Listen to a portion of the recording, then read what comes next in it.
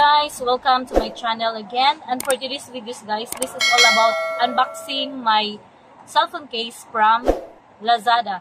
So, ito na nga guys, dumating na yung order ko na cellphone case from my cellphone Nova 9 SK. So, dumating na siya guys. So, ito, reward ko siya. May other rewards from Televerse. Kasi, ang Televerse ko na rewards worth 1K. So, yung 1K na yun, worth it na kasi marami siyang mga pwede mo siyang mabibili kung anong gusto mo dun sa Lazada siya, mag-shopping ka lang dun kung anong gusto mo. Then, una kong binili yun yung Crocs na white, tapos pangalawa yung shoes, mint shoes, tapos pangatlo yung yung rejuvenating 7 days, ma-rejuvenating 7 days, tapos then pangatlo Santos issue sana. Kaso, na-scam ako sa Lazada, guys. So, ang pangapat, ito, yung cellphone case. Pero may natira pa akong 206 sa Lazada wallet ko. So, di ba worth it yung, legit na legit yung Televerse, guys. So, thank you so much, Kasmi and Black30 for having Televerse community and for inviting me to join me. Thank you so much for the opportunity. So, ito na nga guys, i-unbox ko sa inyo guys yung aking in-order sa Lazada na cellphone case from my Huawei Nova 9 SK. So, ito yun siya guys. So, ito, in-order ko siya last September 6. Tapos, dumating siya dito sa Philippines guys. Ngayon na siya, September 15. So, ang expected talaga nito, ang expected na dumating na date nito guys, September 19 pa. Pero mas maaga siyang dumating dito.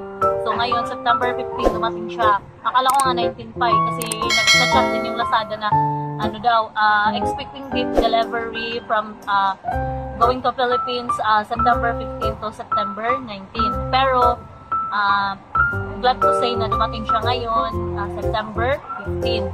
So almost 10 days din siya guys na dumating sa Philippines kasi malayo pa siya sa Shenzhen, China pa siya guys. Ang seller nito sa Shenzhen, China.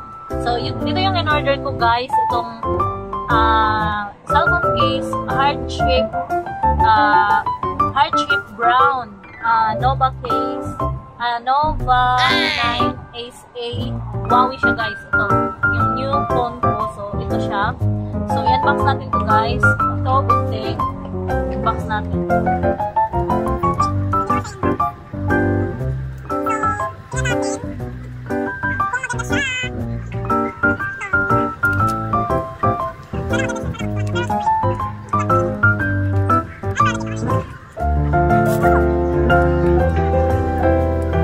Ito siya guys. Unbox na natin. Nice siya. So this is the Nova 9 SA heart shape brown. Yan siya guys, So ito yung nakita ko sa sa Lazada. So ito yung thank you Televerse, thank you Lazada. Maganda siya guys, makapal. Pero nice naman siya guys, maganda. So isusukat ko to sa aking cellphone kung talagang maganda siya. So, ito yung cellphone. Huawei Nova 9 SE yan. So, ito yung case niya na binili ko sa night market na sinabi ko sa inyo. So, ito yun sa tutuban. Then, ito yung order ko sa Lazada. So, di ba nice siya, heart shape. So, i-fit ko siya guys ha.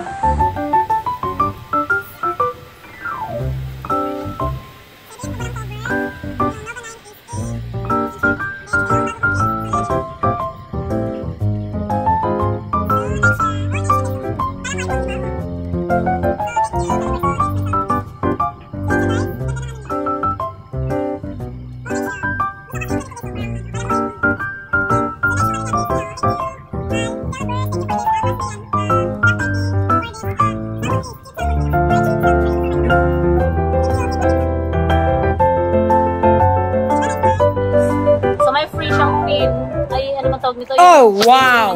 SIM card mo, so ito yung gamitin mo, may free siya. Thank you!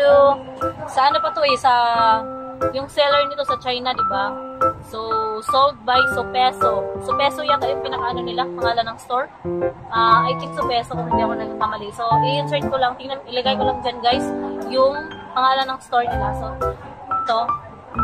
Tsaka legit na legit siya guys. Hindi katulad nung in-order ko, nung pangatlong order ko guys, yung ano, yung shoes.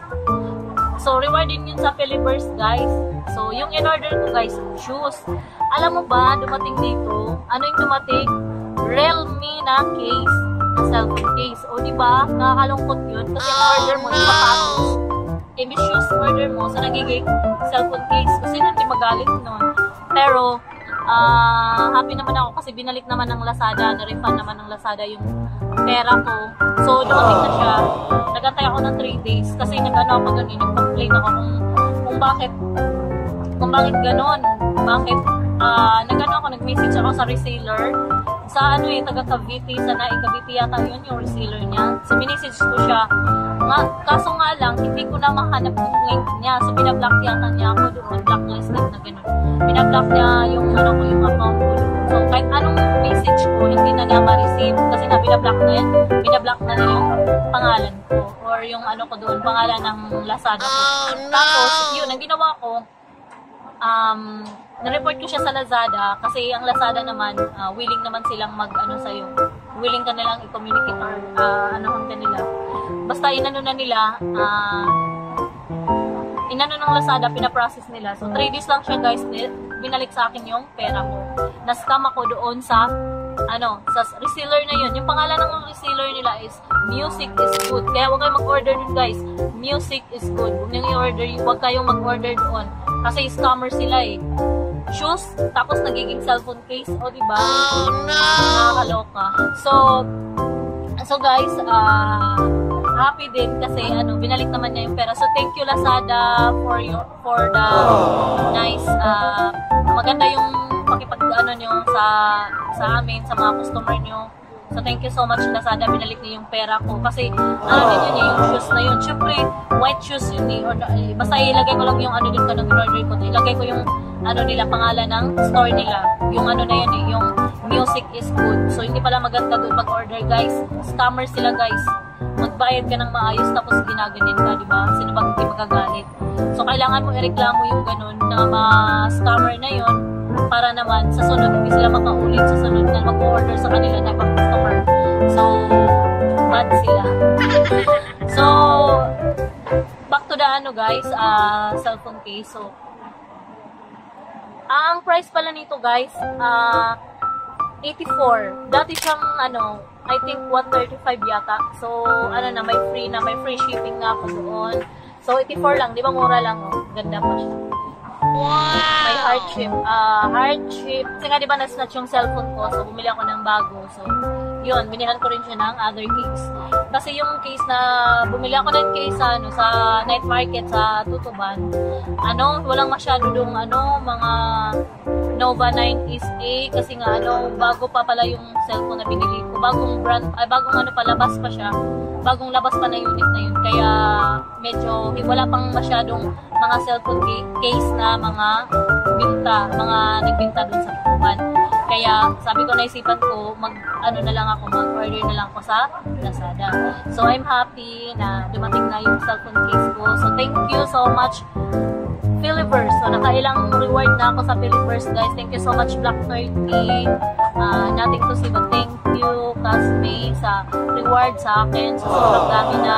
Sa 1,000 na yun, sobrang worth it na at very legit at sobrang dami ko na nabibili sa 1,000 na yun na rewards ko sa Philippers. So next naman, hindi ko alam kung anong ibibili ko sa sunod, kung anong sa Philippers guys.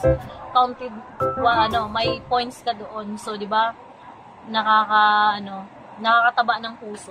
Kasi, kumbaga sa mga mo, sa effort mo, sa ginagawa mo sa nagpo-post ka, nagla-like, so may reward. So, maganda sa Philippers. Thank you so much, Black 30.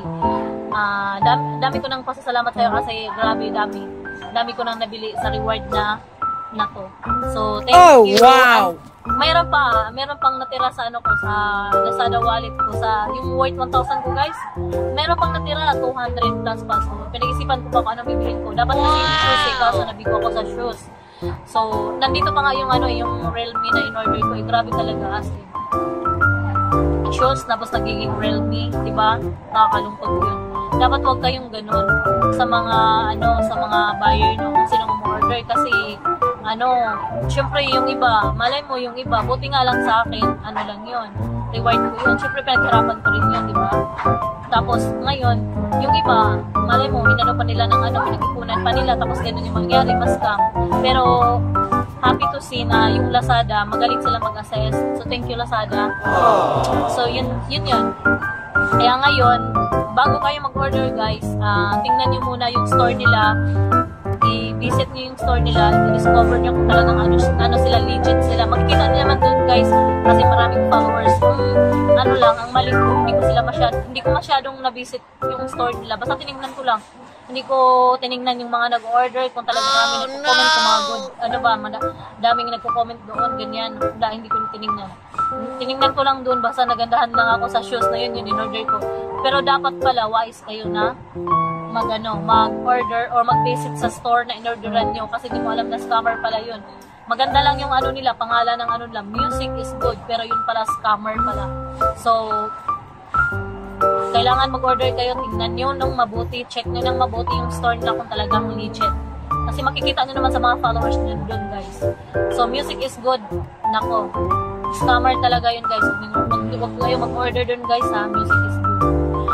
So, yung ano, yung ito sa Sopeso, nakalagay ito sold by Sopeso. Siguro yung store na Sopeso yata. So, ilagay ko lang sa link nyo guys. Makapili kayo ng maraming mga iba't ibang klaseng cellphone case sa store nila. So, sila legit na legit to. Doon pa to galing sa China sa legit. So, silang wipes, no? Ganda. Very good, no? Thank you so much. So, ang ganda. Yung ibang yung ibang reseller naman kasi, pero dito lang yun sa sa Cavite, sa Cavite. So, hindi ko alam, niloloko pala nila ako. Tapos yung guys, nung chat ko sila, wala na, hindi mo na sila makukontak. Yung link nila, na lang, kumbaga, hindi na, cannot find the link na. So, ibig sabihin, gano'n talaga yung nila. So, nandito pa nga yung yung dineliver nila sa akin. So, ganun talaga. So, thank you so much, Philippers. Thank you so much, Lazada, for this fast delivery naman. Kasi alam ko naman, kasi nagtindihan ko naman China pa. So, thank you so much. Maganda siya. Maganda pagka-delivers. Thank you so much. Pero sa Lazada pa rin ako. Nope. Pero okay lang. Then, salamat, Philippers. Thank you. So, thank you so much for watching, guys. And see you on my other videos. Thank you. Bye-bye.